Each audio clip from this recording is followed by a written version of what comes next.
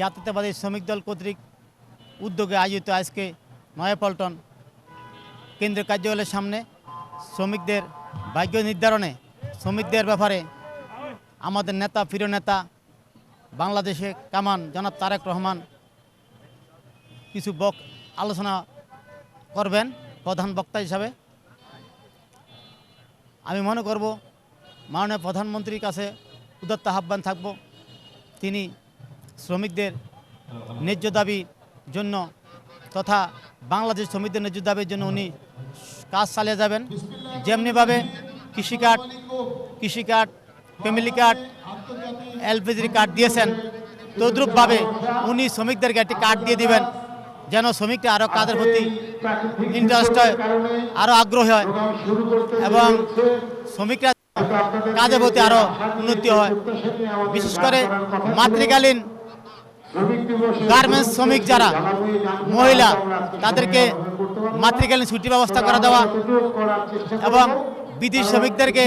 দেশে আসলে সুযোগ সুবিধা দেওয়া এবং অযথা শ্রমিক বন্ধ করা, হয়রানি বন্ধ করা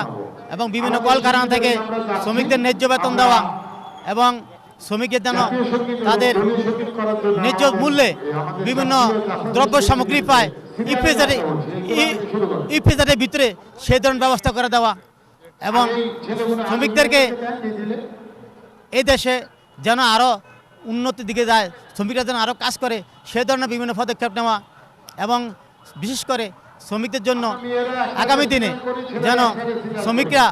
এই দেশের ভাগ্য নির্ধারণ করে এবং তারেক রহমান সেই সব কাজগুলো করবেন। উনি জানেন উনি কীভাবে